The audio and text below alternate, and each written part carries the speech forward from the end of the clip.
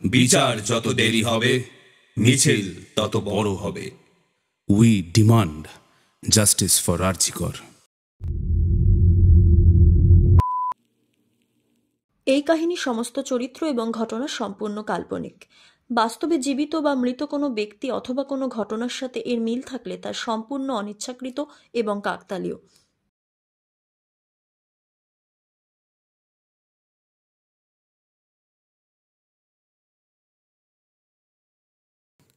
বিভিন্ন রকমের ইস্যু উঠে এলেও বর্তমানে ভুলে যাবেন না আমাদের মূল দাবিটা কি। আমরা কিন্তু অভয়ার বা তিলোত্তমার জন্য জাস্টিস চাই। গল্প শুরু করার আগে a big shout out to MS family. MS family একটা ইউটিউব চ্যানেল যেখানে ডেইলি ভ্লগস হয় এবং তাদেরকে অসংখ্য ধন্যবাদ, দিদিকে অসংখ্য ধন্যবাদ আমাদের কথা সবাইকে বলার জন্য, তার নিজের অডিয়েন্সকে বলার জন্য। তোমরা যারা যারা ডেইলি ভ্লগস দেখো বা ডেইলি ভ্লগসে ইন্টারেস্টেড, তারা কিন্তু ডেফিনেটলি ওনার ফ্যামিলিটা চেক করবে। সার্চ করো MS ফ্যামিলি, পুরোটা ক্যাপসে লেখা আছে। Thank you so much. Moving on. নমস্কার, আপনারা শুনছেন 221B হ্যারিসন রোড, বাংলার ভূত, বাংলার ভয়, উল্টোপাল্টা গল্প নয়। আমি সুমিতেন্দ্র, আর সাথে রয়েছে প্রত্যয়। গল্প শুরু করার আগে একটা বিশেষ ঘোষণা। 221B হ্যারিসন রোড প্রেজেন্টস ঘরে বসে লেখো প্রতিযোগিতা।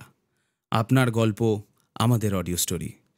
গ্রাম বাংলার প্রেক্ষাপটে ভূতের গল্প 3.5 থেকে 4,000 শব্দের মধ্যে আমাদেরকে পাঠান 15ই সেপ্টেম্বরের মধ্যে, আর জিতে নিন সুযোগ নিজের গল্পের অডিও স্টোরি শোনার। ডিটেলস এই স্ক্রিনের ব্যানারে রয়েছে। আজ আপনারা শুনবেন লেখিকা দেবশ্রী ভট্টাচার্যর লেখা বটতলার নির্জন রাস্তা। গল্প পাঠে রয়েছে আমি প্রত্যয় এবং বিভিন্ন চরিত্রে রয়েছে আদিত্য, প্রদীপ্তা, মধুরা, বর্ণালী, সুমিতেন্দ্র আর আমি প্রত্যয়। This video is sponsored by the members of 221B Harrison road. আপনাদের সকলকে অসংখ্য ধন্যবাদ আমাদের পাশে থাকার জন্য। তাহলে দেরি না করে শুরু করছি আজকের গল্প, দেবশ্রী ভট্টাচার্যর লেখা বটতলার নির্জন রাস্তা।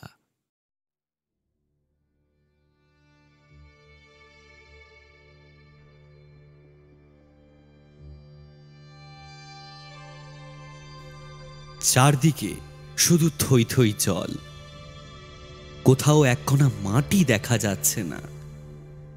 কালাকাঁদি না কলারকাঁদি নামে কি যেন এক অলক্ষণের ঝড় এলো।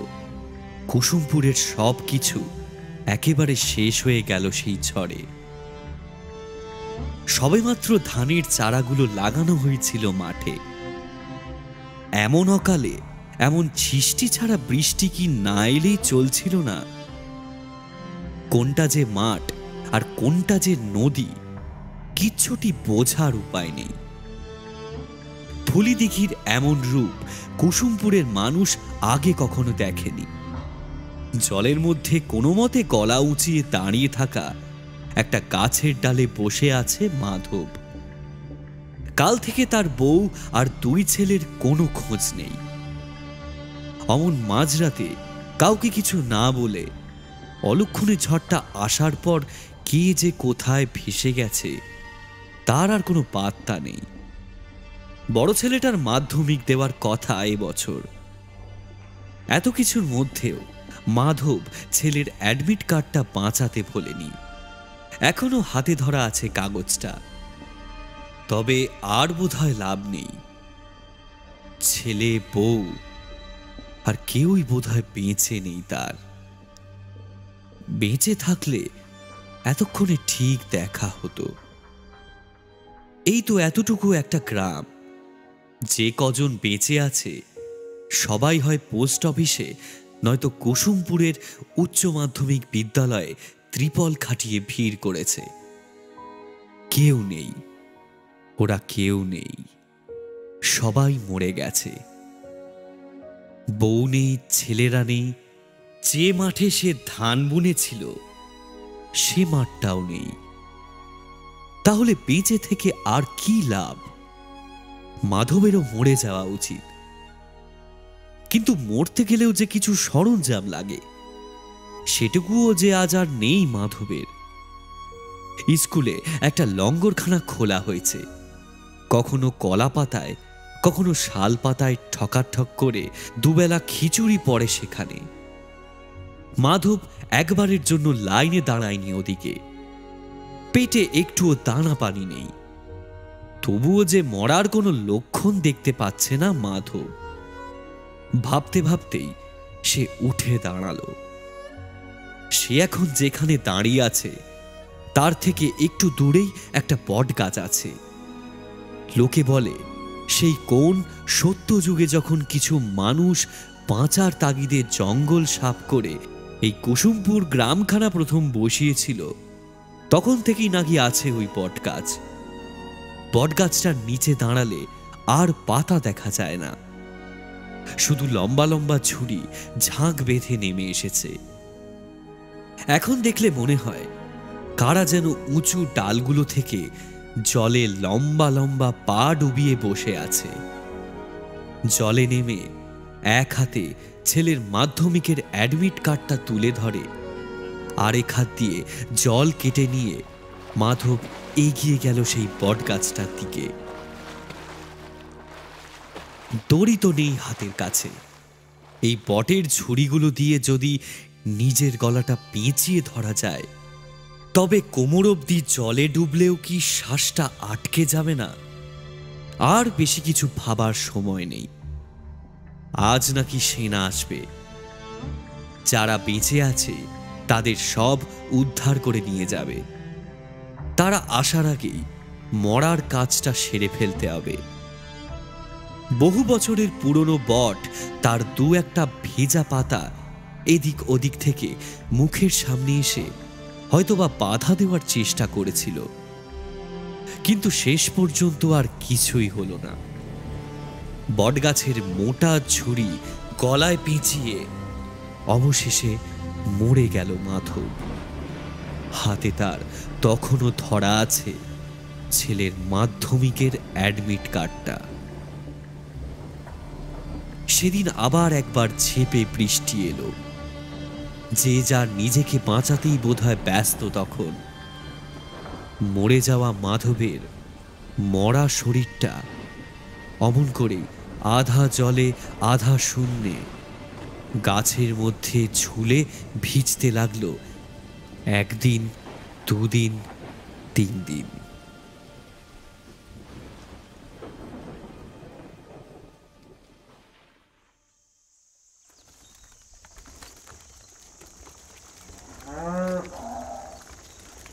আরে ভাই, একটু তাড়াতাড়ি চালাও, গরুগুলোকে খেতে দাও না নাকি? হ্যাঁ, কন কি বাবু, এ তো গরু, ঘোড়া তো আর নয়। ধুর, কি করতে যে এই ধ্যার ধারে গোবিন্দপুরে বিয়ে করেছিলাম কে জানে। হ্যাঁ, গোবিন্দপুর নয় গো বাবু, এ তো কুসুমপুর। হ্যাঁ হ্যাঁ, ওই হলো যত সব। মুখ ভার করে বসে রইল পার্থ। বিয়ের পর তার এই প্রথম জামাই ষষ্ঠী। কুসুমপুরের মুকুজ্জে বাড়ির মেয়ে লতিকার সঙ্গে মাস 5 আগেই বিয়ে হয়েছে তার। অবশ্য বিয়েটা হয়েছিল কলকাতায়। লতিকাদের আদি বাড়ি এই কুসুমপুরে। প্রথমবারই আসছে পার্থ। লতিকা অবশ্য দিন 2 আগেই চলে এসেছে। পার্থরও আজ সকালেই আসার কথা, কিন্তু বাড়িতে বউ না থাকলে যা হয় আর কি। সকালে কেউ ডাকার নেই। অ্যালার্ম ক্লক বেজে বেজে ক্লান্ত হয়ে সেই কখন থেমে গিয়েছিল। লতিকাও ফোন করতে করতে হাল ছেড়ে দিয়েছিল। ভোরে ট্রেন ধরার বদলে পার্থ ট্রেন ধরল বেলা 12টার। লতিকার 10 নম্বর ফোনটা ইচ্ছে করেই না ধরে একটা মেসেজ করে দিয়েছিল। আরে হঠাৎ একটা কাজ পড়ে গেছিল তো, আমি আসবো তো, একটু সন্ধে হবে আর কি, না হয় আর একটা দিন এক্সট্রা থেকে যাব, অসুবিধে কি আছে। পাঠিয়ে দিই মেসেজটা। এই মেসেজের আর কোনো উত্তর আসেনি। সেটা রাগ করে নাকি সিগন্যালের অভাবে ঠিক আন্দাজ করে উঠতে পারেনি পার্থ। ও বাবু, সাঁঝ নাম দিছে তো, এ গাড়ি আর যাবেনি। যাবেনি মানে? ইয়ার কি হচ্ছে? এখনো তো মুকুজ্জে বাড়ির চূড়াটাও দেখা যাচ্ছে না। এরকম মাঝ রাস্তায় নামিয়ে দিলে হবে কি করে শুনি? আর এসব কি কথা? তুমি তুমি তুমি চেনো আমার শ্বশুর মশাইকে? আমাকে এমনি করে রাস্তায় নামিয়ে দিয়েছে শুনলে কাল থেকে আর গাড়ি নিয়ে বের করতে দেবে না তোমাকে, বুঝেছো? সকল রেসিনি কর্তা, কিন্তু সাজ নামলে পথ দিয়ে আর কেউ যায় না। আপনার যেতে হলে আপনি হাইটা যাইতে পারেন। এ তো আর একটুখানি পথ গো বাবু, আমারে সাইডা দেন। এ তো আচ্ছা মুশকিল। মানেটা কি? এখনো তো অনেকটা রাস্তা বাকি। এইখান দিয়ে এই সন্ধেবেলায় আমাকে হেঁটে ফিরতে হবে? হ্যাঁ হ্যাঁ বাবু, কিচ্ছু করার নাই। সাজ নাম দিছে, ওই যে দেখছেন গলাচির বট, ওর পাশ দিয়ে আর গাড়ি যাইব না। তা গেলে কি হবেটা শুনি? ওই বট তোমায় খেয়ে নেবে নাকি? হ্যাঁ সাজ নামলি পর ওই বটের তলা দিয়ে গেলে আর কালকে সূর্যি দেখতে হবে না গো কর্তা। ওটা গলাশির বট। ওর ওই জুড়িতে গলা পেঁচিয়ে মরেছিল মাধব। ওর বউ বেটা আগেই মরেছিল বন্যায় ভাইসা। সেই দুঃখেই তো গলায় দড়ি দিল। 3 দিন ধরে ওই দেহ কান ঝুলতেছিল অমন কইরা। চোখ দুটা ঠিক রানো, গাল দুইটা ব্যাবাক ঢোলের মতো ফুইলা গেছিল। মুখেতে লাল সইটা সইটা শুকায় গেছিল। সে এক বড় ভয়ঙ্কর দৃশ্য বাবু। তারপর টিকা ওই মাধবের আত্মা গলাসি হইয়া ঝুলতাছে ওই বটের ডালে। কি কি সব আজে বাজে কথা বলছো তুমি? শালা কবে কোন কালে কে মরেছে তাই বলে এখন আর ওই বটের তলা দিয়ে যাওয়া যাবে না? ইয়ার কি হচ্ছে? শোনো, এই সব গল্প না তুমি আমাকে শেখাতে আসবে না। তোমার বেশি টাকা লাগবে তো ঠিক আছে, আমি দেবো। তুমি চলো, এগো, গাড়ি থামাবে না একদম, চলো। এসব আপনি কি কোন কর্তা? এমন কথা কইবেন না। মা লক্ষ্মীর আশীর্বাদে ছেলেপুলে নিয়ে ভালোই চলে যায় আমার। টাকার লোভে গলাসির বটের তলা দিয়ে রাতে বেলা আমি যেতে পারবো নি কর্তা। পার্থ কিছুক্ষণ ভাবল, এইভাবে হবে না। এদের টাইট দিতে গেলে অন্য ওষুধ দিতে হবে। আচ্ছা, আমি তোমাদের গ্রামের জামাই তো নাকি? হ্যাঁ, তা এটা কীরকম অসভ্যতা হচ্ছে শুনি আমার সাথে? এই যে এইভাবে এরকম একটা অচেনা জায়গায় তুমি আমাকে একলা ফেলে রেখে চলে যাচ্ছ, তা তোমার ওই মা লক্ষ্মী তোমাকে ছেড়ে দেবে ভেবেছো? হ্যাঁ, সাজের বেলা অমন কথা বলবেন নি কর্তা। ঠিক আছে কর্তা, যাইতেছি। আবার টুকটুক করে গাড়িটা চলতে শুরু করলো। একটু একটু করে সন্ধ্যা নামছে। ওই বটের ঝুড়ির ফাঁক দিয়ে সূর্যটা যেন মাঠের পিছনে হারিয়ে যাচ্ছে। পার্থ ফোন করলো লতিকাকে। ফোন বেজে বেজে থেমে গেল। বাপের বাড়ি এলে যেন আর বরের কথা মাথাতেই থাকে না। কর্তা, একটা কথা মনে রাখেন, কেউ যদি আপনার লগে কোনো কথা কয়, আপনি তার লগে কথা কইবেন না। পার্থ এদিক ওদিক তাকিয়ে দেখল। আশেপাশে একটাও জনমনীষী নেই। এরকম জায়গায় কার সাথে সে কথা বলবে? কে আছে এখানে যে তার সাথে কথা বলবো? ও অত কথা আপনাদের বুঝাইতে পারবো না কর্তা। গলাশির বটের তলা দিয়ে যাওয়ার সময় চুপ করে থাকা লাগে। আপনার লগে কেউ যদি কথা কইতে আসে, কোনো উত্তর দিবেন না কর্তা।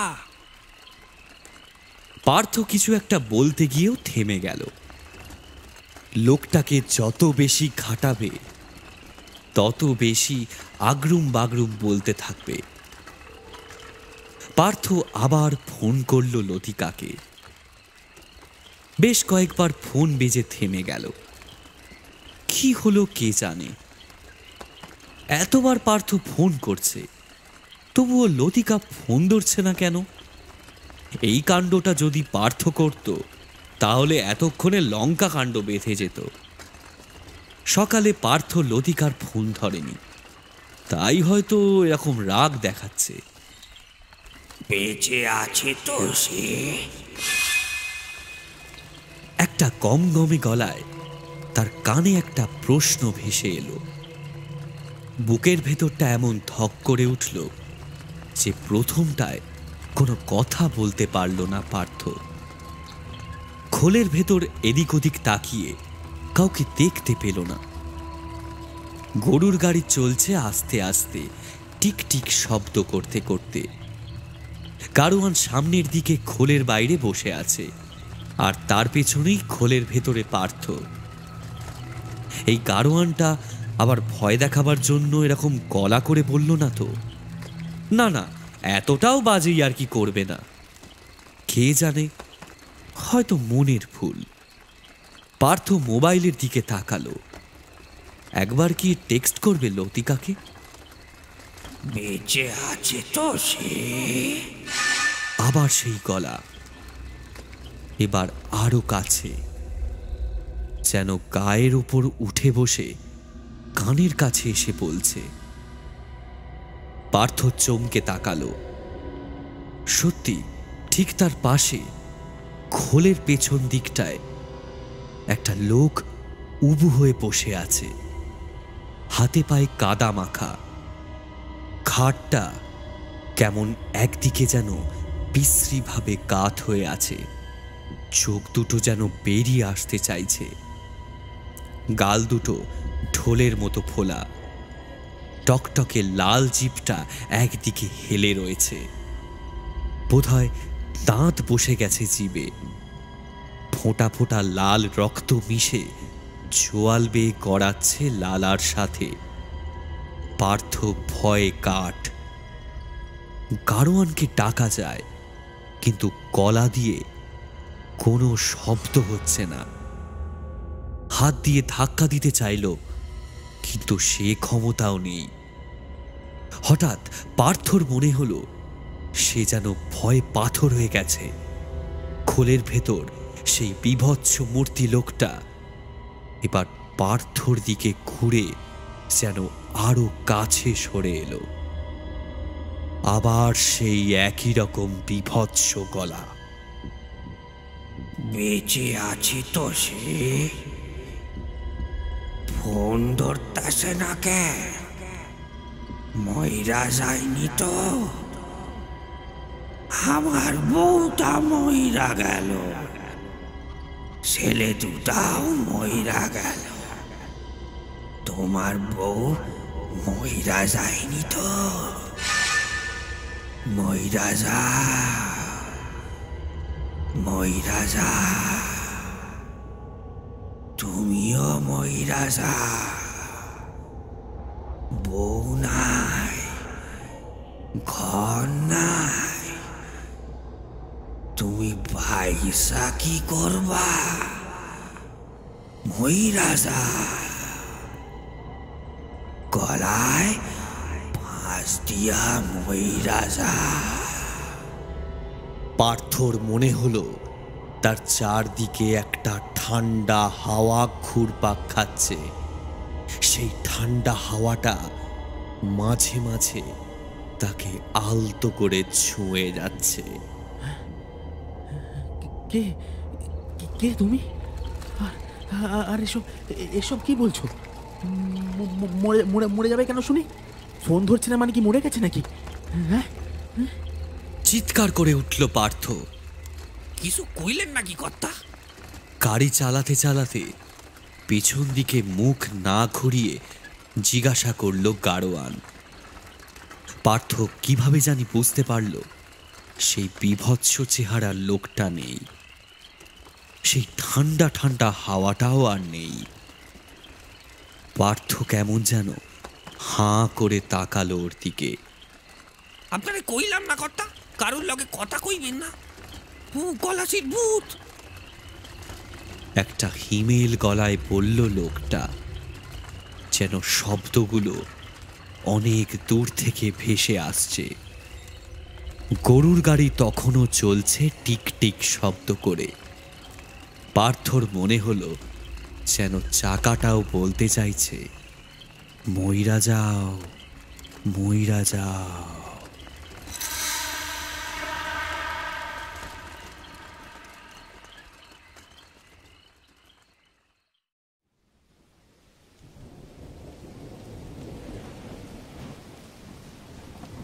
কি জামাইবাবু, কিছুই তো খাচ্ছ না দেখছি।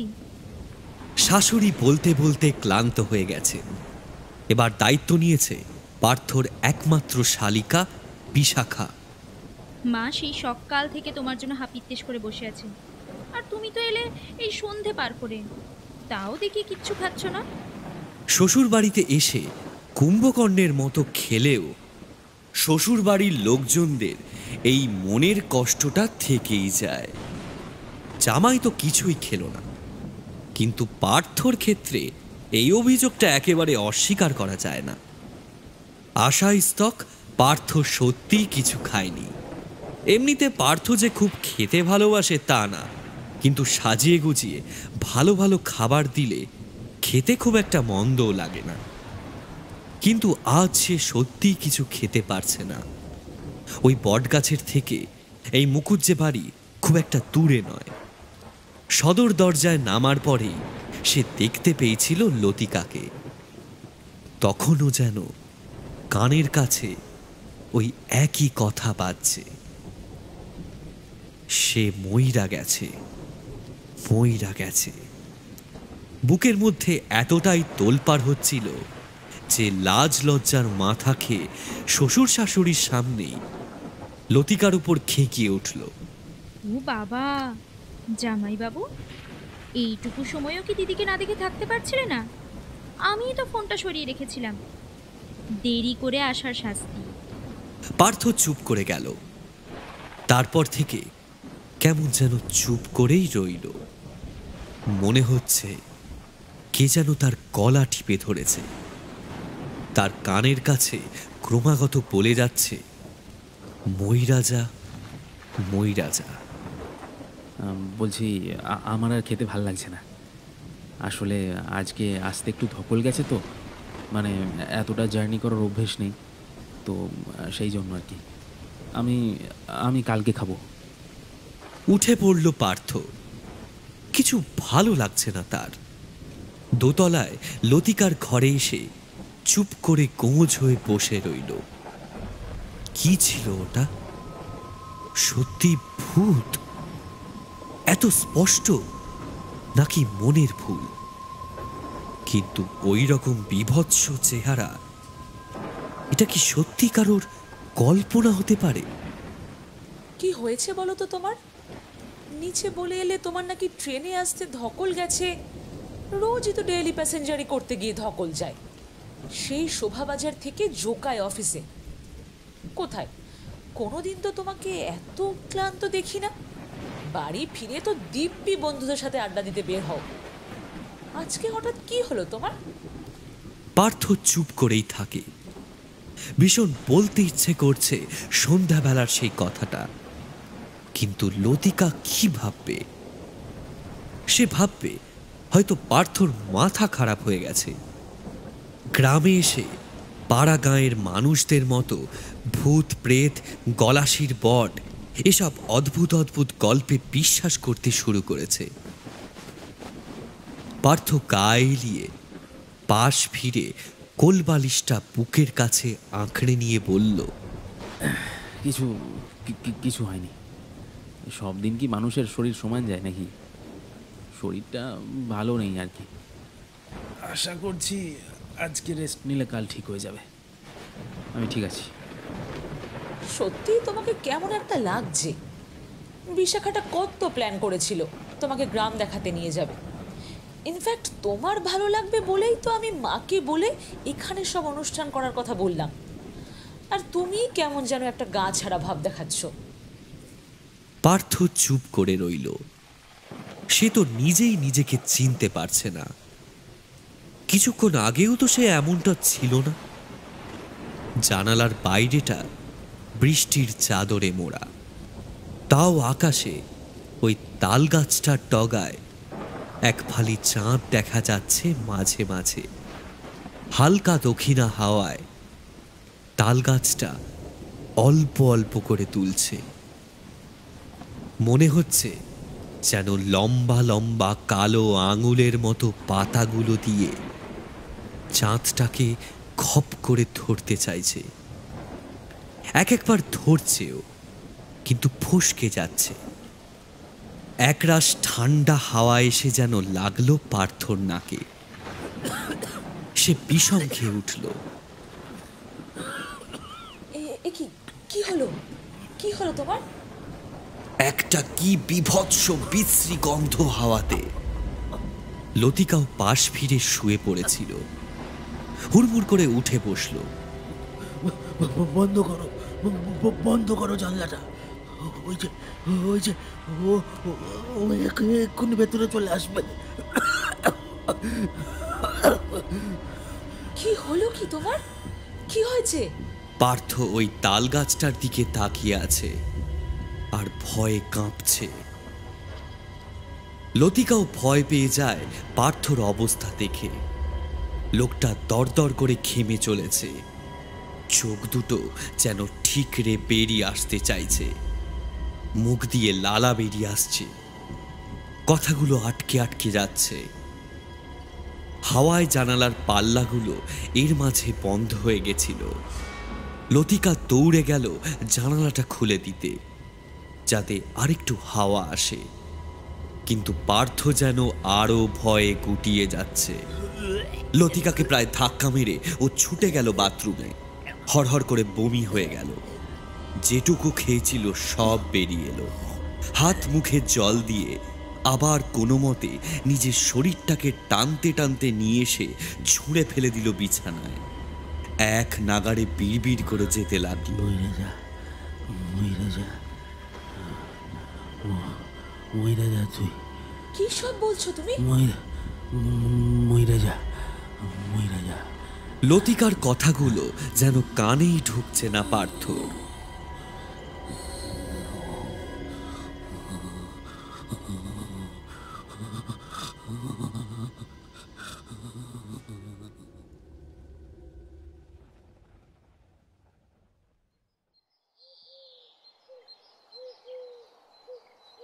সকাল হতে না হতে যেন হুলুস্থুল পড়ে গেল বাড়িতে। কাল রাতে যে লোকটার গরুর গাড়িতে করে পার্থ এসেছিল স্টেশন থেকে, সেই লোকটা কাল রাতেই নাকি মারা গেছে। গলায় দড়ি দিয়ে মরে গেছে লোকটা। কেন যে মরেছে কেউ জানে না। দারোগা সাহেব এসে লোকটার শরীরটাকে নিয়ে গেছে থানায়। লোকটার বউ সারা রাস্তা বিনবিন করে কাঁদতে কাঁদতে গেছে। কোথায় কোন বাগদিপাড়ার দিকে কে লোক গলায় দড়ি দিয়েছে তাতে অবশ্য এই মুকুজ্জে বাড়িতে খুব একটা হেলদোল পড়ার কথা নয়। তবে কাল রাতেই লোকটার গাড়ি করে নতুন জামাই এলো, আর আজ সকালেই লোকটা এমন নেই হয়ে গেল। তাই কেমন যেন একটা বিনা কারণেই শোরগোল পড়ে গেল বাড়িতে। লতিকা চায়ের কাপ নিয়ে ঘরে এসে বলল, শুনেছো ঘটনা? কাল যে লোকটা এসেছিল তোমায় নিয়ে, সে নাকি কাল রাতেই সুইসাইড করেছে। ঘটনাটা শুনেছে পার্থ। কাল সারা রাত বিছানায় শুয়ে ছটফট করে ভোরের দিকে একটু ঘুম হয়েছিল। খুব অল্প সময়ের জন্য হলেও ঘুমটা বেশ ভালোই হয়েছে। তাই বেশ একটা ফুরফুরে মন নিয়ে সকালে একটু বেরিয়েছিল পার্থ। ভেবেছিল কাল রাতে তার ব্যবহারে নিশ্চয়ই সবাই একটু মন মরা হয়ে আছে। আজ সকাল থেকে হাসিয়ে টাসিয়ে গোটা শ্বশুর বাড়িটাকে একদম খুশি করে দেবে। কিন্তু ঘর থেকে বেরিয়ে বারান্দায় পড়তে না পড়তেই ঘটনাটা কানে এসেছে পার্থর। আর তারপরেই আবার সে ঘরের মধ্যে জুবুথুবু হয়ে বসে পড়েছে। আরে কি হলো কি তোমার? আরে মরেছে তো মরেছে, তুমি এরকম করে কেন বসে আছো? এসো তো, বাইরে এসো, বাইরে এসো বলছি, এসো এসো আগে। লতিকা প্রায় টানতে টানতে পার্থকে নিয়ে এলো বাইরে, মানে বাইরের উঠোনে। বারান্দার সারা বাড়ির লোক ছড়িয়ে ছিটিয়ে বসে চা খাচ্ছে, কারোর মুখেই হাসি নেই। এমনকি বিশাখাও কেমন যেন মন মরা হয়ে বসে আছে। আসলে সকালবেলাতেই এমন একটা খবর, লোকটাকে কেউ তেমন চিনত না। তবে কাল সন্ধ্যায় যে লোকটাকে সবাই দেখল, আজ সকালে সে মরে গেল, এটা যেন কারোর বিশ্বাস হচ্ছে না। পার্থ এলো বটে, তবে সেও কেমন মন মরা হয়ে বসে রইল এক কোণায়। হঠাৎ সদরের কাছে কার যেন একটা বিনবিন কান্না শোনা গেল। এই যে গো, এই দেখো গো, এই বাড়িতে ওই যে ওই লোকটা। কালকে সেই গরুর গাড়ির লোকটার বউ বেশ কয়েকজনকে নিয়ে হাজির হয়েছে সদরের কাছে। বাড়ির সবাই অবাক হয়ে গেল, এখন কেন এরা? বউটার অদ্ভুত পাগলের মতো চেহারা, এখনো গায়ের বাসি শাড়িটা কোনো মতে প্যাঁচানো, চুলটুল উস্কো খুস্কো, চোখ দিয়ে বেয়ে আসা জলের দাগ গালের ওপর শুকনো আঠার মতো চিটিয়ে আছে, কপালময় সিঁদুর ল্যাপটানো। বোধহয় ঘষে ঘষে তোলবার চেষ্টা করছে কেউ, কিন্তু তোলা যায়নি পুরোটা, চাপ চাপ রক্তের দাগের মতো লেগে আছে। ওগো, এই যে তোমরা দেখে যাও গো, এই যে এনারেই তো কাল নিয়ে এসেছিল পরীর বাপ ওই স্টেশন থেকে। ওই গলাশির বট পার করে আসতে চাইনি গো, এই বাবু জোর করলে, তাই তো সব শেষ হয়ে গেল গো। এই বাবু মারছে, এই বাবুই মারছে গো পরীর বাপটারে, এই বাবুই মারছে। এ কি কথা? এসব কি কথা বলছেন উনি? কেন এসব বলছেন? লতিকা চেঁচিয়ে উঠল, কিন্তু পার্থর ততক্ষণে মনে হলো সারা পৃথিবীটা যেন টলতে শুরু করেছে। পিছোতে পিছোতে একেবারে উঠোনের শেষ প্রান্তে বারান্দার একটা মোটা থামে ধাক্কা খেয়ে তরবর করে সিঁড়ি দিয়ে উপরে উঠতে গিয়ে হুমড়ি খেয়ে পড়ে গেল।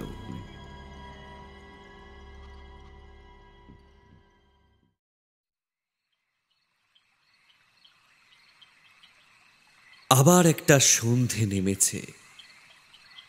কি করে যে সারা দিনটা কেটে গেল কে জানে। তখন হুমড়ি খেয়ে পড়ে গিয়ে কপালে একটু চোট পেয়েছে পার্থ, তবে এমন কিছু না। বন্ধুদের সঙ্গে মাঠে ফুটবল খেলার সময় আরও বেশি চোট লাগে। এটুকু চোটে পার্থর ঘায়েল হওয়ার কথা নয়, কিন্তু কেমন যেন আরও ঝিমিয়ে পড়েছে পার্থ, একটুও নড়াচড়া করতে পারছে না। আলোটাও যেন অসহ্য লাগছে। সন্ধ্যা হওয়ার পর শোয়ার ঘরের আলোটা জ্বেলে এসেছিল লতিকা। কোনো মতে উঠে সেটা নিভিয়ে দিয়েছে পার্থ। এখন একটা নিকষ কালো অন্ধকারে ঘিরে আছে চারদিক। হঠাৎ যেন সেই অন্ধকারের মধ্যে দুটো আলোর বিন্দু জেগে উঠল। চমকে উঠল পার্থ, উঠে বসতে গেল কিন্তু পারল না। মাথাটা কেমন যেন ভারী ভারী লাগছে। আলোর বিন্দুগুলো আলো না, সেদিনের গরুর গাড়িতে বসে থাকা অদ্ভুত লোকটার চোখ। সেদিনের মতোই অদ্ভুত ভঙ্গিতে লোকটা দুটো হাঁটু বুকের কাছে নিয়ে উবু হয়ে বসে আছে। খাটের ওপর তার পায়ের কাছে ঘড়িটা একদিকে কাত হয়ে আছে। চোখ দুটো যেন ঠিকরে বেরিয়ে আসতে চাইছে। গাল দুটো ফুলে ঢোল, জিভের পাশ দিয়ে লালা গড়িয়ে পড়ছে। তোর লাইগা মহিরা গেল রে বাটা, মহিরা যাবে, এবার ওর বউটাও মহিরা যাবে, ছেলে পুলা মহিরা যাবে, পুরা সংসারটাও মহিরা যাবে। হ্যাঁ হ্যাঁ, সব মহিরা যাবে, তুইও মহিরা যা, তুইও মহিরা যা, গলায় দড়ি দিয়া মহিরা যা। পার্থ ভয়ে চোখ বন্ধ করে ফেলল। লোকটা একটু একটু করে হামাগুড়ি দিয়ে এগিয়ে আসছে। একেবারে কাছে এসে গেছে লোকটা। পার্থ ভয়ে চিৎকার করতে চাইল, কিন্তু তাও পারল না। লোকটা যেন একেবারে পার্থর বুকের ওপর উঠে বসে আছে। কোনো দিকে নড়াচড়ার শক্তি নেই পার্থর। তার ওই বিভৎস মুখটা পার্থর কানের কাছে নামিয়ে এনে আবার বলল, মইরাজা, মইরাজা, একেরে মইরাজা। কি হলো? এরকম আলো নিভিয়ে শুয়ে আছো কেন? কি হয়েছে কি বলো তো তোমার? লতিকা অবাক হয়ে গেল। পার্থ এটা কি ভাষায় কথা বলছে? আদ্যপ্রান্ত শহরের ধুলোবালি খেয়ে বড় হয়ে মুখে এ কিরকম ভাষা? আরো কাছে এগিয়ে এলো লতিকা। আবার সেই আগের রাতের মতো দরদর করে ঘামছে পার্থ। মুখ দিয়ে লালা ঝরছে, চোখ দুটো যেন অস্বাভাবিক লাল হয়ে গেছে। এ কি অবস্থা হয়েছে তোমার? এরকম করছো কেন? কি হয়েছে বলো? খুব শরীর খারাপ লাগছে? ডাক্তার ডাকতে হবে তো। আমার লাইগা মরেছে ওই লোকটা, ওই লোকটা আমার লাইগা মরেছে। আমি ওরে বাধ্য করেছি। আমিও মইরা যাবো, গলায় ফাঁস লাইগা মইরা যাবো আমি। লতিকা ভয়ে পিছিয়ে এলো। তার বর আদ্যপ্রান্ত শহরের ধুলো খেয়ে মানুষ হয়েছে। তার মুখে এই চামু কামু তো একেবারেই মানায় না। সে ভয় পেয়ে দৌড়ে বাড়ির অন্যদের ডাকতে গেল, কিন্তু তার আগেই পার্থ যেন ঝাঁপিয়ে পড়ে ওর হাতটা চেপে ধরল। তুমি যেও না, তুমি চলে গেলে লতিকা, আমার ওই লোকটা আমার কাছে আসবে। ও আমাকে বাঁচতে দেবে না লতিকা, ও আমাকে বাঁচতে দেবে না। যাক, তবু ভালো, পার্থ স্বাভাবিকভাবে কথা বলছে। কিন্তু এসব বলছেটা কি ও? এমন সময় নিচ থেকে বিশাখার চিৎকার শোনা গেল। দিদি, এই দিদি। লতিকা নিজের ঘর থেকেই চেঁচিয়ে জিজ্ঞাসা করল, কি হয়েছে? আরে আজ সকালে যে বউটা এসেছিল ওনাকে একটু আগে গলায় দড়ি দিয়েছে।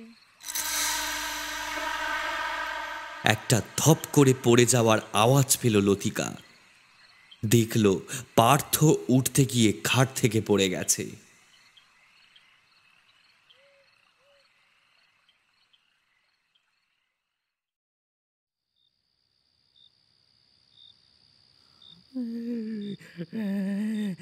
মইরা গেছে, মইরা গেছে। ঘরের কোণায় উবু হয়ে বসে আছে পার্থ। হাজার চেষ্টা করেও তাকে কেউ খাটে আনতে পারেনি। লতিকার গলায় কান্না ঝরে পড়ে। পার্থর যেন সেদিকে কোনো হুঁশই নেই। সে এক নাগারে বলে যাচ্ছে, কি হয়েছে তোমার? কি হয়েছে? এই বলো না, এরকম করে কথা বলছো কেন? কি হয়েছে? কি হয়েছে আমায় বলো, কি হয়েছে? আপনারা গলাশির বটের কথা শুনছেন? কুসুমপুরের এখানে ভালো ডাক্তার বলতে কিছু পাওয়া যায় না। ডাক্তার দেখাতে গেলে সদরে যেতে হবে। কিন্তু পার্থর এখন যা অবস্থা, তাতে ওকে এখন কোথাও নিয়ে যাওয়া সম্ভব নয়। তাই গ্রামেরই এক পুরনো কবিরাজকেই নিয়ে আসা হয়েছে। কবিরাজ মশাই বললেন, ওই বাগদিপাড়ার শিবু, মানে ওই গরুর গাড়ির কারোয়ান মরার পর ওই পাড়ায় আরও অনেক লোক মরছে। আজ এ ঘর থিকা লাশ নামায় তো কাল ও ঘর থিকা। সব হয়েছে ওই গলাশির বটের জন্যে। গলাশির বটটা কি? লতিকা অবাক হয়ে প্রশ্ন করে। ভদ্রলোক একটা গভীর নিঃশ্বাস নিয়ে বলতে শুরু করলেন, সে অনেক দিন আগের কথা। এই কুসুমপুরে একবার বন্যা হইল। ঝড় জলে সব ফসল নষ্ট হইয়া গেল। হকলতা একেবারে জলের তলায়। মাধব বইলা এক চাষি ছিল, তার বউ ছেলেপুলে হকলতা ফাঁসি গেছিল। মাধব ওই বটের ঝুড়ির গলায় পেঁচিয়া মরিয়া গেল। তারপর টিকা ওই বটের নাম হলো গিয়া গলাশির বট। মাধবের প্রেতাত্মা এখনো ঘুরে ওই বটের চারধারে। রাতের বেলা ওই বটের ধার কাছ যায় না কোনো জনমনুষ্যে। মানুষে কয় রাতের বেলা ওই বটের কাছে গেলে ওই মাধবের প্রেতাত্মা ভর করে। ও বেটা যে গলাশির ভূত হইয়া ঘুরে, যারে পায় তারেও কয় মরি যেতে। এমন করে কইতে থাকে যে লোকটা কিছুক্ষণ আগেও হাসছিল, ঘুরছিল, সে অমনি পট কইরা গলায় দড়ি দিয়া দেয়। এসব আবার কি? এটা কখনো হতে পারে? কোনো কারণ নেই, এমনি এমনি একটা মানুষ গলায় দড়ি দিয়ে সুইসাইড করে ফেলবে? এইটাই তো ওই গলাশির কাম কারবার। এ ভূত নিজে আসি গলা টিপা ধরে না, এর উৎপাতে মানুষ অমনি গলায় দড়ি দিয়ায় জইলা পড়ে। চুপ করে থাকে লতিকা। পার্থ ক্রমশ যেন বিছানার সাথে মিশে যাচ্ছে। খাওয়া দাওয়া প্রায় বন্ধ হয়ে গেছে। কিছু তো খাচ্ছেই না, আর যাও বা খাচ্ছে তাতে সব বমি হয়ে যাচ্ছে। চোখ দুটো যেন জবা ফুলের মতো লাল হয়ে থাকে সর্বক্ষণ, আর সবসময় বিড় বিড় করে চলে। মরে গেছে, মরে গেছে, ওরা ওরা ওরা ওরা সব মরে গেছে। কবিরাজ মশাই বাড়ির সকলের দিকে তাকিয়ে বললেন, আপনারা জামাইরা একটু শখে শখে রাখবেন, বলা যায় না কখন আবার। পুরো কথাটা আর শেষ করলেন না কবিরাজ মশাই। তবে সেই মুহূর্তেই পার্থ আবার চিৎকার করে বলে উঠল ঘরের ভেতর থেকে, ওই ওই যে ওই যে আবার আসছে, ও আমাকে মেরে ফেলবে, মেরে ফেলবে আমাকে, বাঁচাও, বাঁচাও আমায়। লতিকা তাকালো চারিদিকে, কিন্তু কেউ কোথাও নেই। কবিরাজ মশাই একটা দীর্ঘশ্বাস ছেড়ে বললেন, আপনারা একটু সাবধানে থাকবেন, পারলে কলকাতায় ফিরে যাওয়ার ব্যবস্থা করেন। এখানের অবস্থা সুবিধার না। প্রায় 10-12 ঘরে কেউ না কেউ মরছে এই অল্প কয়দিনে। আপনারা সব বড় মানুষ, তাই আর লোকে বেশি কথা কয় নাই। তবে এসব আর কয়দিন, আজ নয় তো কাল লোকজন সব আসি এখানে হুজ্জতি শুরু করতে লাগিবে। তার আগেই কইতাছি, আপনারা চলি যান এখান থেকে, চলি যান। কবিরাজ মশাই চলে গেলেন। ওষুধপত্র দিলেন বটে, তবে ওই আর কি, সবই ঘুমের ওষুধ। কিন্তু একটা মানুষ আর কতক্ষণ ঘুমোতে পারে? আর পার্থ যে ঘুমের মধ্যেও বিড়বিড় করে যাচ্ছে, সারাক্ষণ যেন ভয়ে জুবুথুবু হয়ে আছে। কাকে যেন দেখছে সারাক্ষণ। কবিরাজ মশাই ভুল কিছু বলেননি। গ্রামের লোকের মনে একটু একটু করে অসন্তোষ জমা হচ্ছিল। মুখুজ্জে বাড়ির নাম ডাকের জন্য খুব একটা ঝামেলা করতে পারেনি তারা, কিন্তু এভাবে একের পর এক মৃতদেহ ঠেলার পর আর তো এভাবে বসে থাকা চলে না। সেই রাতেই সবাই লাঠিসোঁটা নিয়ে হাজির হলো বাড়ির সদরে। লতিকার মা, বাবা, জ্যাঠা, জেঠি মিলে ঠিক করেছিল যে সকাল হলেই লতিকাদের কলকাতায় পাঠানোর ব্যবস্থা করবেন। গলাশির ভূতই হোক কিংবা অন্য কোনো অসুবিধা, জায়গার পরিবর্তন হলে নিশ্চয়ই সমস্যা অনেকটা মিটবে। এই খবরটাই মনে হয় কুসুমপুর গ্রামের মধ্যে কোনোভাবে ছড়িয়ে গেছে, আর তাতেই সকলের মাথা গরম হয়ে গেছে। বিপদ ডেকে এনে এবারে চম্পট দেওয়া।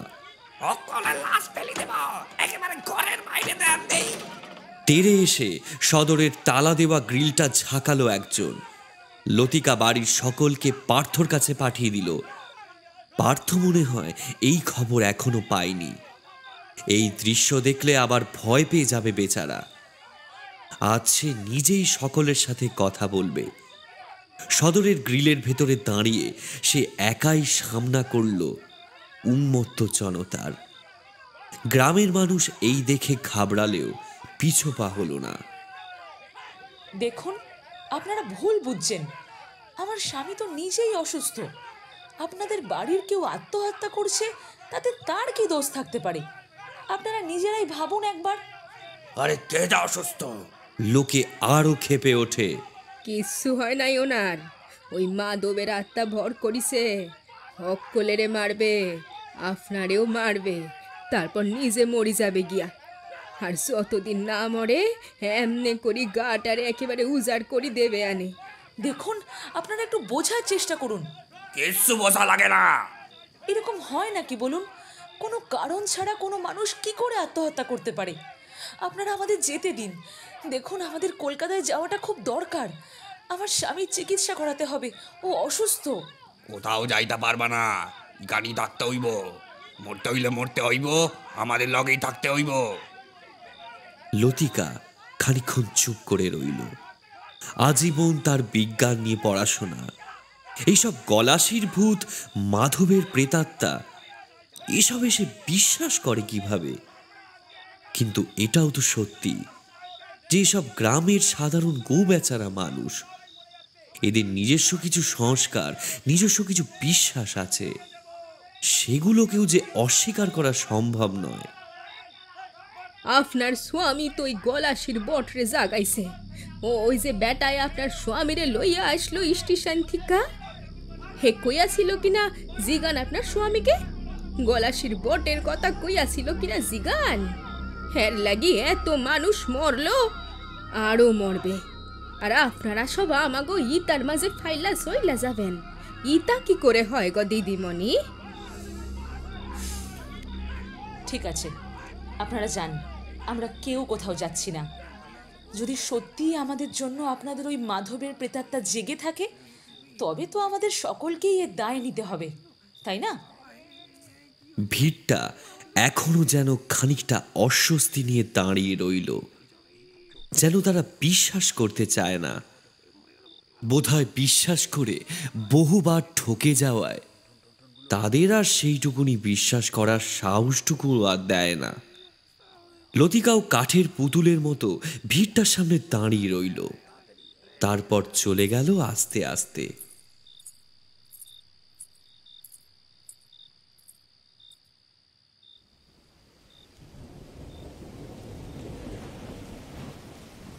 রাত হয়েছে, গভীর রাত।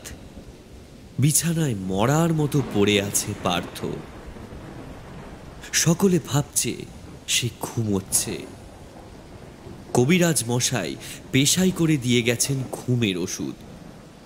সে ওষুধে বিশ্বাস হয়নি তার শ্বশুর মশাইয়ের। নিজে তিনি হাই প্রেশারের ওষুধ খান। মাঝে মাঝে রাতে ঘুমের অসুবিধা হয় বলে সেই ওষুধও খান। কবিরাজ মশাইয়ের সেই ঔষধের ওপর আবার শ্বশুর মশাইয়ের ঘুমের ওষুধও খাওয়ানো হয়েছে তাকে। পাশে লতিকা নিশ্চিন্তে ঘুমোচ্ছে। হয়তো ভেবেছে এত কড়া ঘুমের ওষুধের পর আর ওঠার ক্ষমতা থাকবে না পার্থর। কিন্তু পার্থর যে ঘুম আসছে না। সকালে লোকাবার চেষ্টা করলেও সে খুব ভালো করে জানে কুসুমপুরের বাড়িতে আজ একের পর এক মৃত্যু ঘটছে। সে মৃত্যুর দায় তো তারই। তাহলে কি তার মরে যাওয়া উচিত নয়? সে মরে গেলেই বোধহয় সব কিছুর শেষ হবে। মরিজা, তুই মরিজা। জানালার কাছ থেকে শব্দটা ভেসে এলো। পার্থর ঘাড় ঘুরিয়ে দেখার সাহস নেই, তবে বেশ বুঝতে পারছে আবার এসেছে সেই লোকটা। সেদিন গরুর গাড়িতে পার্থ যাকে দেখেছিল, গাঁয়ের লোক যাকে মাধবের প্রেতাত্মা বলে। পার্থ অনেকবার লতিকাকে বলেছে এই জানালাটা বন্ধ রাখতে, তবুও সেই খুলে রাখবে জানালাটা। পার্থ একটু নড়ে চড়ে লতিকাকে ডাকার চেষ্টা করল, কিন্তু পারল না। একটা ঠান্ডা হাওয়া যেন পার্থর সারা শরীরের ওপর ঘুরে বেড়াচ্ছে। পার্থ আবার ভয়ে কুঁকড়ে গেল। আর ঠিক তখনই কানের কাছে কে যেন ফিস ফিস করে বলল, মরে যা, তুই মরে যা। এতগুলো লোক তোর লগেই মরছে, তুইও মইরা যা। পার্থ দুই হাত দিয়ে কান চাপার চেষ্টা করলো, কিন্তু লোকটা যেন আবার পার্থর বুকের ওপর চেপে বসে আছে। পার্থর দম বন্ধ হয়ে আসছে, আর পারছে না সে। এই যন্ত্রণার থেকে মরে যাওয়া অনেক ভালো। লোকটা আবার ঝুঁকে পড়ল পার্থর কানের কাছে। কলাশির বট আছে তো, এত মোটা মোটা জুড়ি নামিছে, সেই জুড়িতে গলা পেঁচিয়ে ঝুলি যাবি বাস। আমি তোরে লইয়া যাইমু, আয় আয় আমার সাথে। আস্তে আস্তে আইবি, কেউ যেন টেটি না পায়। আয়, আর শুয়ে থাকিস না, চলিয়া। পার্থ টের পেল তার বুকের ওপরের চাপটা কমে গেছে। সে উঠে বসার চেষ্টা করল। হ্যাঁ, পারছে। মাথায় অল্প অল্প দুলুনি আছে, কিন্তু সামলে নেওয়া যাবে। পাশে শুয়ে আছে লতিকা। সে নিশ্চিন্তে ঘুমোচ্ছে। সে কি করে এত নিশ্চিন্তে ঘুমোচ্ছে? পার্থ তো পারছে না। সে তো ঘুমোবেই, ও তো আর খুন করেনি। কিন্তু পার্থ যে খুন করেছে, সেদিন রাতের বেলায় গলাশির বটের পাশ দিয়ে আসার জেদ না করলে আজ মানুষগুলো বেঁচে থাকতো না। সত্যি পার্থর আর বেঁচে থাকার কোনো অধিকার নেই। পার্থ আস্তে আস্তে দরজা খুলে বারান্দায় বেরিয়ে এলো। লম্বা বারান্দাটা পেরিয়ে অনেকটা দূরে নিচে নামার সিঁড়ি। এতটা রাস্তা যেতে হবে। পার্থর যে পা চলছে না। ধপ করে সে মাটিতে বসে পড়ল। আবার যেন কে কানের কাছে বলতে লাগলো, থামলি কেন? সকলে ঘুমাইতাছে। এই তো সুযোগ, চল এখনই চল বটের কাছে। গলায় ফাঁস দিয়া মরি যাবি, চল চল। পার্থ খানিকটা হামাগুড়ি দিয়ে উঠে দাঁড়ালো। বারান্দার রেলিংটা ধরে আস্তে আস্তে হাঁটতে লাগলো। সিঁড়ি দিয়ে নামতে গিয়ে প্রায় সে পড়েই যাচ্ছিল। কোনো মতে নিজেকে সামলে আস্তে আস্তে সে নেমে গেল। ওই যে সদর দরজা। পার্থ হাঁপাচ্ছে। সবকিছুই যেন বড্ড দূরে দূরে। আর ক্রমাগত সেই গাড়োয়ানের প্রেত এসে তাড়া দিচ্ছে কানের কাছে। চল চল পাশালা, সকলে জাগি গেলে যে আর মরা হবে না রে। তো মূর্তি হবে তো তোরে। চল চল পাশালা। সদর দরজাটা খোলার সময় একটা আলতো খুট করে শব্দ হলো। পার্থ পিছনে ফিরে তাকালো। কেউ জেগে গেল না তো? এদিক ওদিক সে তাকালো। না, কেউ জেগে নেই। সকলে ঘুমোচ্ছে। কবিরাজ মশাই বলেছিলেন না পার্থকে চোখে চোখে রাখতে? কোথায়?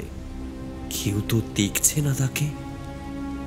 কেউ তাকে ঠিক বুঝতে চাইছে না। আবার কেউ তাকে ভালোবাসছে না। হ্যাঁ, সত্যি ঠিকই বলেছে ওই প্রেতটা, তার মরে যাওয়াই উচিত। সদর দরজা খুলে বাইরে এলো পার্থ। সেই কখন থেকে বৃষ্টি পড়ছে, শুনশান রাস্তা, চারিদিকে মৃত্যুর নিস্তব্ধতা। কে জানে আবার কার ঘর থেকে লাশ নামানো হবে কাল ভোরে। সবাই ভয়ে তটস্থ হয়ে ঘুমিয়ে আছে, কিংবা ঘুমের ভান করছে। কয়েকটা শেয়ালের কান্নার আওয়াজ শোনা যাচ্ছে। সামনের কিছুটা রাস্তা পাকা, তবে ওই গলাশির বট যেখানে আছে ওই রাস্তাটা মাটি মোড়ামের, এবড়ো খেবড়ো কাঁচা রাস্তা। মাঝে মাঝে বড় বড় গর্ত এখন বৃষ্টির জলে ভরে আছে। এমন রাস্তায় চলার অভ্যাস নেই পার্থর। অগত্যা বেশ কয়েকবার হোঁচট খেল সে, কিন্তু আজ থামলে চলবে না। আজ তো তাকে মরতেই হবে, নইলে যে সকলে জেগে যাবে, আর একবার জেগে গেলে আর মরা হবে না। সাল সাল মরতে লাগবো না, সাল পাশালা। কানের কাছে ক্রমাগত বলে চলেছে ওই মাধবের প্রেতাত্মা। ওর মুখ দিয়ে লালা বেরিয়ে আসছে। সেই ঘৃণ্য বিভৎস মুখটা যেন একটা নয়, জেরক্সের কপির মতো অগুন্তি সংখ্যায়। ক্রমাগত তাকে ঘিরে ফেলেছে। ওই যে এসে গেছে গলাশির বট। এবারে ওর তলায় গিয়ে বুটের ছুরিটা গলায় পেঁচিয়ে ফেলতে পারলেই শান্তি।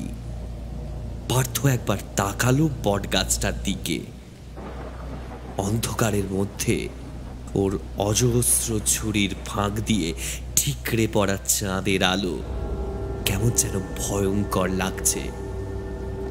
মনে হচ্ছে যেন একটা বিশাল দৈত্যের সারা গা দিয়ে আলো ঠিকরে বেরোচ্ছে। পার্থ ওই বটের ছুরিগুলোতে হাত বোলাতে লাগলো। মরিজা, গলায় পেঁচাইয়া মরিজা। মাধবের প্রেতাত্মাকে স্পষ্ট দেখতে পাচ্ছে পার্থ। বটগাছের একটা ডালে হাওয়ায় ভেসে গিয়ে বসে বসে পা দোলাচ্ছে।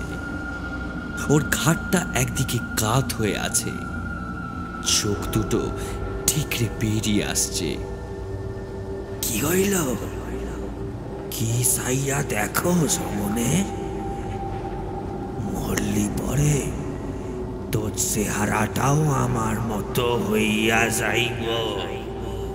মরিজা, মরিজা। পার্থ বটের একটা বেশ মোটা ছুরির হাত বাড়িয়ে ধরল। বেশ খানিকটা অবাক হয়ে তাকিয়ে রইল সেই দিকে। কি হলো? এরকম অবাক হয়ে চেয়ে আছো কেন? মরে যাও।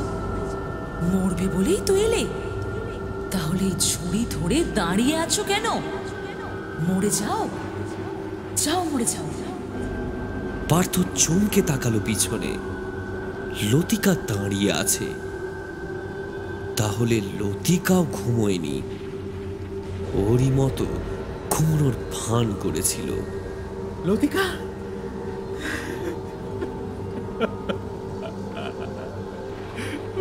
ওই লোকটা আমাকে বাঁচতে দেবে না।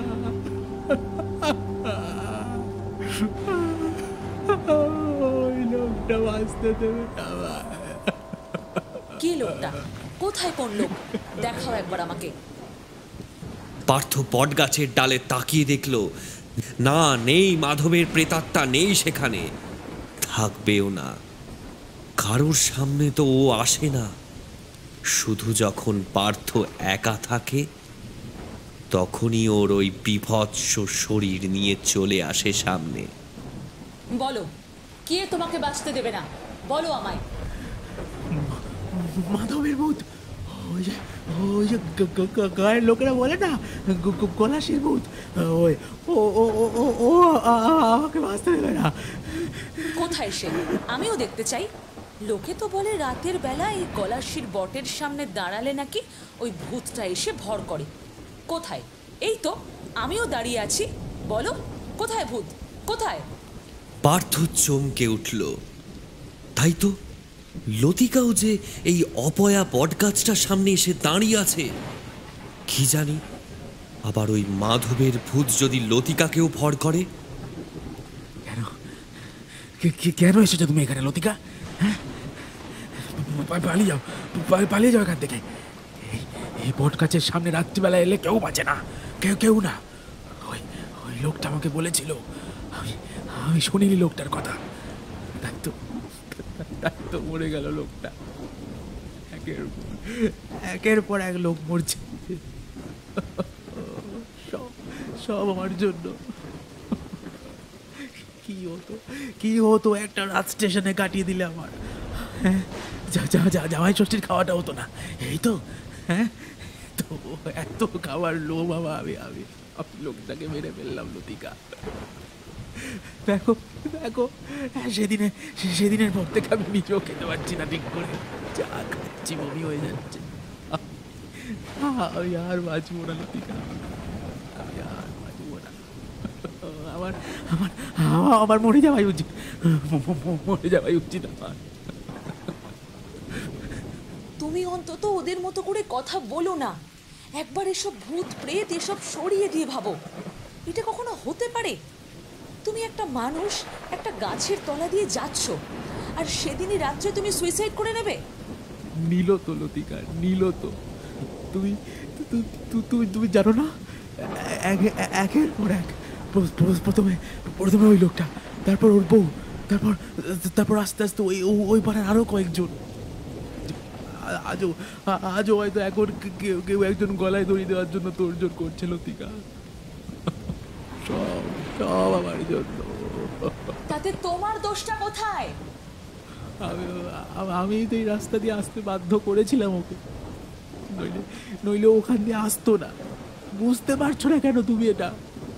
না, পারছি না। শোনো, এখানে কোনো ভূত নেই। এই গাছের আশেপাশে একটা নেগেটিভ এনার্জি আছে। এই গাছে একটা লোক আত্মহত্যা করেছিল, তার একটা বিভৎস পচা গলা দেহ উদ্ধার করা হয়েছিল প্রায় 3 দিন পর। সেটা এমনই একটা বাজে স্মৃতি যেটা এই গায়ের লোকেরা ভুলতে পারে না। হয়তো অনেকেই সেই পচে যাওয়া গলে যাওয়া দেহটা দেখেও নি, শুধু গল্প শুনেছে। কিন্তু এই গাছের কাছে এলেই সেই গলে যাওয়া শরীরটা ওদের চোখে ভেসে ওঠে। আসলে চোখে না, মনে ভেসে ওঠে। আর আমি তো কোনোদিনও এখানে আসিনি লতিকা। তাহলে আমি কেন একা থাকলেই মাধবকে দেখতে পাচ্ছি? হ্যাঁ, একটু আগেও আমি ওকে স্পষ্ট দেখলাম, ওই ডালে পা ঝুলিয়ে বসেছিল। হ্যাঁ, তাহলে আমি কেন দেখতে পাচ্ছি? তুমিও কল্পনা করে নিয়েছো ওকে। ওই লোকটা তোমাকে গল্প শুনিয়েছিল মাধবের বউ মরে গিয়েছিল বন্যায়। ফাঁকা শুনশান রাস্তা দিয়ে আস্তে আস্তে তুমি ফোন করেছিলে আমাকে, মনে পড়ছে? আমি ফোনটা ধরিনি, অমনি তোমার মাথার মধ্যে ঘুরতে থাকে আমিও মরে গেছি। ব্যাস, সেদিন থেকে শুরু। তুমি আস্তে আস্তে লোকটাকে দেখতে শুরু করলে, ওকে ভয় পেতে শুরু করলে, আর যত ভয় পেলে তত তোমাকে চেপে ধরতে লাগলো। আজ এত দূর পৌঁছে গেছো যে রাতের বেলায় এই বটের তলায় চলে এসেছো মরবে বলে। আর ওই লোকটা কেন মরলো বলো? হ্যাঁ, বেশ তো হাসি খুশি ছিল লোকটা, গল্প করছিল, হঠাৎ বাড়ি গিয়ে রাত্রিবেলা মরে গেল। হ্যাঁ, আর ওর বউ দিনের বেলা তোমাদের বাড়ি এসে ঝগড়া করলো, শাসানি দিল, আর রাতের বেলা বাড়ি ফিরে মরে গেল। তুমি বলছো এগুলো ভূতের কাণ্ড নয়, এগুলো শুধুই আমার কল্পনা? হ্যাঁ, অবশ্যই কল্পনা। লোকটা হাসছিল, গল্প করছিল মানেই তুমি ধরে নিলে ও ভীষণ সুখী। আমরা কেউই সুখী নই পার্থ, সকলের জীবনেই কিছু না কিছু প্রবলেম আছে। ওই লোকটার জীবনেও নিশ্চয়ই কিছু প্রবলেম ছিল। ও নিজের মতো করে সেই প্রবলেম থেকে বেরিয়ে আসার চেষ্টা করছিল।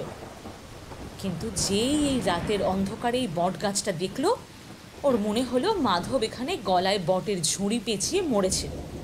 ব্যাস, ওর মনে হলো এই তো একটা সহজ রাস্তা পাওয়া গেছে, মরে গেলে তো আর কোথাও কোনো প্রবলেম থাকবে না, মহাজনের দেনা শোধ করতে হবে না, ছেলে মেয়ের দায়িত্ব নিতে হবে না। এই বট গাছ আর মাধবের গল্প ওর মাথায় গেড়ে বসে গিয়েছিল। আর জীবন থেকে পালিয়ে যাওয়ার এই রোগ বাকিদের মধ্যেও সংক্রমিত হতে লাগলো। ওর বউও হয়তো ভাবলো, একা একা কি করেই বা সংসার চালাবে, ছেলে মেয়েদের দেখবে, তার চেয়ে মরে যাওয়া ভালো। এদের কারোর মরার জন্য তুমি দায়ী নও পার্থ। পার্থ এবার ধপ করে বসে পড়ল মাটিতে বটগাছটায় হেলান দিয়ে। একটু আগে এখানেই সে শেষবারের মতো দেখেছিল মাধবের ভূতটাকে। তাহলে তাহলে বলছো ভূত নেই? হ্যাঁ, না, নেই। তাহলে তাহলে এখন এখন আমি কি করবো লতিকা? আমি বরং পালিয়ে যাই। আমি কলকাতায় চলে যাবো, আর কোনোদিনও ফিরবো না এখানে। আর কোনোদিন ওই বটগাছটাও আমার চোখে পড়বে না। দুদিন হয়তো ঘুমের ওষুধ খেয়ে পড়ে থাকবো। আস্তে আস্তে আস্তে আস্তে সব ঠিক ভুলে যাব। কিন্তু এখানকার লোকগুলোর কি হবে? ওরা কি মরতেই থাকবে এভাবে? হ্যাঁ, এতগুলো মানুষের মৃত্যুর দায়ভার আমি মাথায় নিয়ে কীভাবে বাঁচবো লতিকা?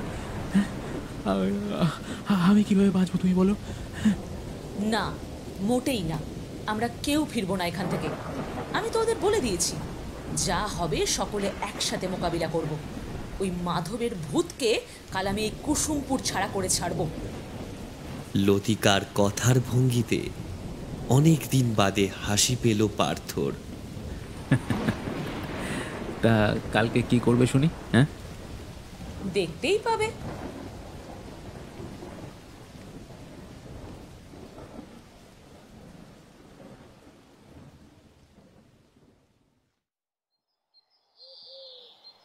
ফুটবল? পার্থ অবাক হয়ে গেল। এই একটা খেলার ভীষণ ভক্ত পার্থ। আজও অফিসের কাজের থেকে সময় বাঁচিয়ে বন্ধুদের সাথে একবার মাঠে দাপিয়ে না বেড়ালে তার চলে না। কিন্তু তাই বলে এখানে এই গলাশির বটের সামনে ফুটবল খেলতে হবে? কিন্তু লতিকাকে এ কথা বোঝাবে কে?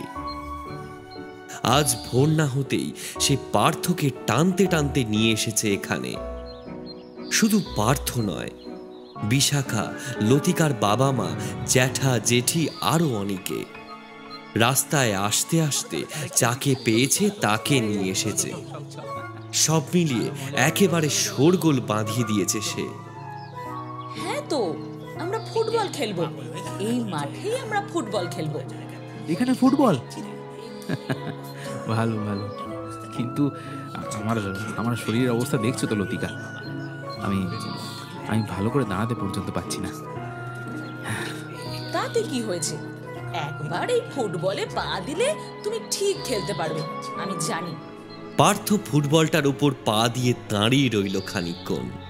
কে খেলবে আমার সঙ্গে? পার্থ ভিড়টার দিকে তাকালো। লতিকার সাত সকালে এরকম টানা হেঁচড়া করে তার বরকে নিয়ে আসার ফলে একটা বেশ ভালোই ভিড় জমা হয়েছে মাঠের পাশে।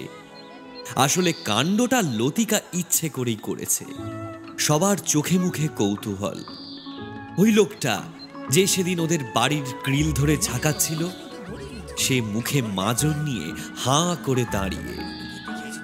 ওই বউটা সেদিন যে ওদের শাসাচ্ছিল, সে ছোট বাচ্চাটাকে কোলে নিয়ে দাঁড়িয়ে।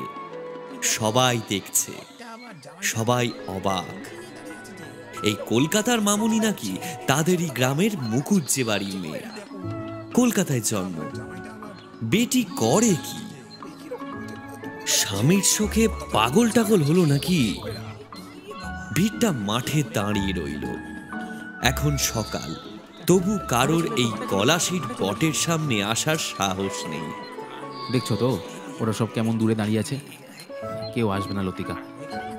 তুমি একাই খেলবে, আমি আছি, বিশাখা আছে, আমাদের সাথে খেলবে। খেলাটা শুরু তো করো, তারপর দেখবে ওই ভিড়টা একটু একটু করে এগিয়ে আসবে। খারাপ জিনিস, খারাপ অভ্যেস যেমন সংক্রামিত হয়, তেমন ভালো জিনিসেরও সংক্রমণ হয়।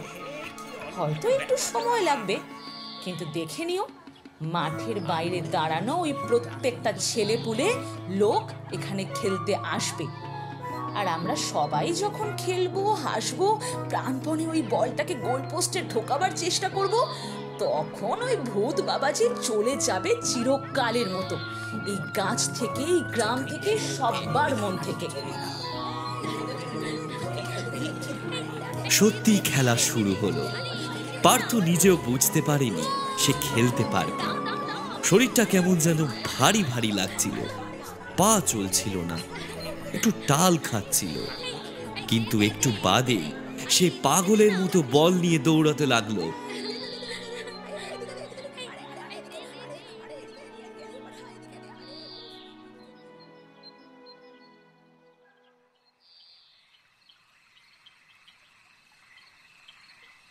সন্ধ্যা হয়েছে। গলাশির বটের সামনের মাঠে প্রচুর লোক জমা হয়েছে। ফুটবলের 11 জনের নিয়ম ভেঙে প্রায় 20-21 জনের দল বল নিয়ে দৌড়ে চলছে বিরাট মাঠখানা জুড়ে। কুসুমপুর গ্রাম, না মানে শুধু কুসুমপুর কেন, কোনো তল্লাটের কেউই এর আগে এরকম অদ্ভুত ফুটবল খেলা কোনোদিন দেখেনি। কে যে কোন দলের হয়ে খেলছে মাঝে মাঝে গুলিয়ে যাচ্ছে, তবে খেলছে, সবাই খেলছে। লতিকা বট গাছের গায়ে হেলান দিয়ে দাঁড়িয়ে মজা দেখছিল। পার্থও দৌড়তে দৌড়তে এলো তার কাছে। আজও সারা গা ঘামে ভিজে আছে পার্থর, তবে মুখে বেশ শান্তির হাসি লেগে আছে। কি হলো, দিলাম তো তোমার ভূতকে বাপি বাড়ি যা করে। আরে ধুর পাগলি, ওটা ক্রিকেটের শট, এটা ফুটবল। ওই হলো।